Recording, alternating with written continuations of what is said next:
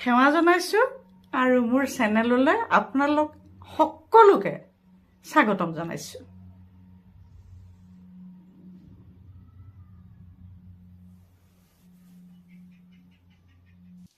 আজি মই অলপ বেলেগ পদ্ধতিৰে মুৰ্গী মাংস বনাব ওলাইছোঁ। তাৰ বাবে অলপ চাপ মুৰ্গী মাংস লৈ লৈছোঁ।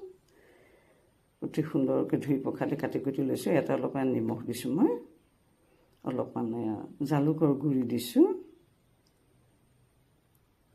অলপমান জিৰা গুড়ি দিলোঁ, অলপমান আদা নহৰু আৰু জলকীয়া পেষ্ট কৰি লৈছিলোঁ, সেইখিনিও ঢালি দিলোঁ। ইয়াতে দি পেলাই ইয়াতে অকণমান নেমু টেঙা চেপি দিম। চাওক, নেমু টেঙা চেপি দিম।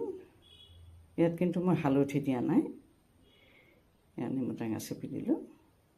এতিয়া সুন্দৰকৈ এইখিনি সানিব লাগিব, নহয় জানো?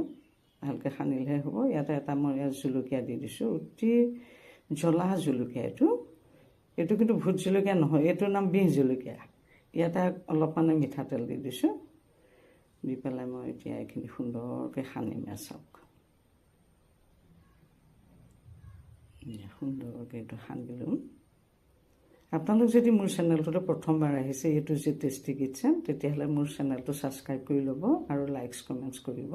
প্লিজ ছাবস্ক্ৰাইব মাই এইটো যে টেষ্টি কিটচেন। এতিয়া এইখিনি সনা হৈ গ'ল। এতিয়া মই এই কাঁহী এখনেৰে এইখিনি বাকীখিনি যোগাৰ নোহোৱালৈকে ঢাকি ৰাখিম। প্ৰায় এঘণ্টা সময় মই এনেকৈ ঢাকি ৰাখিম। এতিয়া পাকঘৰলৈ গ'লোঁ, গেছটো জ্বলালোঁ আৰু পান এখন পাতি দিলোঁ। ইয়াতে শুকান জলকীয়া, তেজপাত আৰু নহৰু কেইফুলামান পেলাই দিছোঁ। তাতে দালচেনি দুটুকুৰাও দিলোঁ, ইলাচিও দিলোঁ দুটা, লঙো দিলোঁ দুটা। তাৰপিছতে এয়া চাওক, ইয়াতে পিঁয়াজ এটা কাটি লৈছিলোঁ, সেইটোও দি দিলোঁ। এইখিনি ভাজি ল'ম মানে এতিয়া সুন্দৰকৈ, সেইকাৰণে পেলাই লৈছোঁ। ইয়াতে বাদাম কেইটামান দিছোঁ। বাদাম দিলে মানে আঞ্জাৰ সোৱাদটো ভাল হয় আৰু অধিক ভিটামিনযুক্ত, নহয় জানো? বাদাম বহুতে আকৌ চোবাই খাবলৈও বেয়া পায়, সেইসকলৰ কাৰণে এইটো উত্তম উপায়।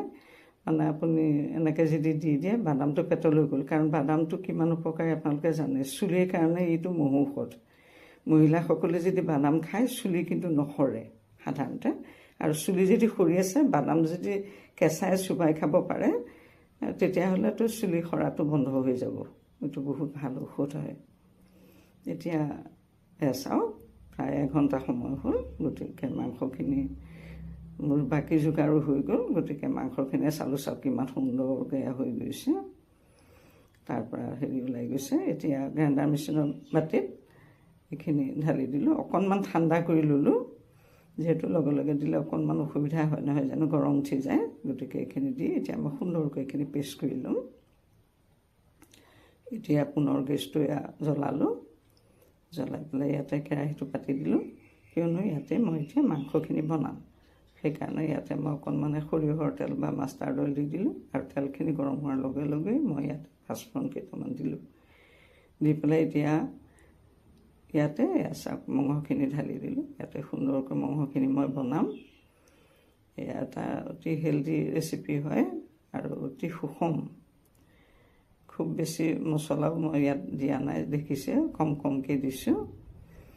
দি পেলাই এতিয়া সুন্দৰকৈ এইখিনি মই লৰাই পেলাই ভাজি ল'ম। সেইটো চাওক, এতিয়ালৈকে কিন্তু মই হালধি দিয়াই নাই। চাওক, কাৰণ হালধিটো দিলে এয়া চাওক, হালধি নিদিয়াকৈ ভাজি আছোঁ, অথচ মঙহখিনি হালধি দিয়াৰ নিচিনা ৰঙা হৈ গৈছে। তাৰমানে মঙহখিনি ইতিমধ্যে সুন্দৰকৈ ভজা হৈ গৈছে। এতিয়া কি কৰিম, মই মাছটো দেখিছে নহয়, খালী কৰি লৈছোঁ।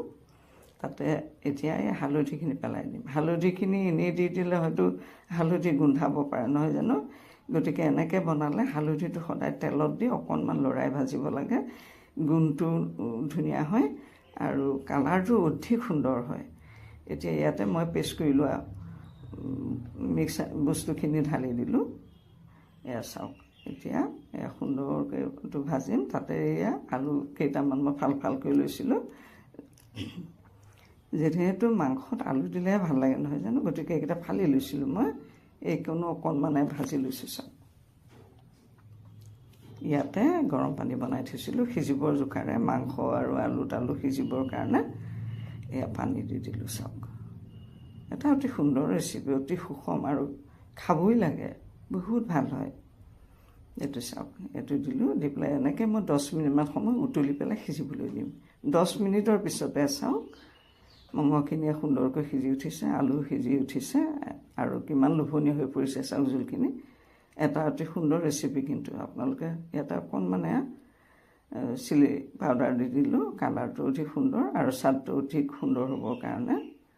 এয়া চাওক কিমান ধুনীয়া হৈ গৈছে, এটা অতি সুন্দৰ ৰেচিপি হয় এইটো। চাওক ভাতৰ লগত, ৰুটিৰ লগত, যিহৰ লগতে খাব পাৰে, বহুত ধুনীয়া হয়। ইতিমধ্যে এইখিনি জোলখিনি প্ৰস্তুত হৈ গ'লে চাওক কিমান ধুনীয়া হৈছে দেখিবলৈকে। বনাবলৈও অতি সহজ, অতি সহজ হয় এইটো চাওক। এইটো চাওক এটা অতি সুন্দৰ ৰেচিপি হয়। গতিকে সুন্দৰ ৰেচিপিটো আপোনালোকে সুন্দৰকৈ বনাই খাব। আৰু এটা নতুন ৰেচিপি লৈ আপোনালোকৰ মাজলৈ মই পুনৰবাৰ আহি আছোঁ, আৰু ভিডিঅ'টো পহিলাৰ পৰা শেষলৈকে চোৱাৰ বাবে আন্তৰিক ধন্যবাদ জনাইছোঁ।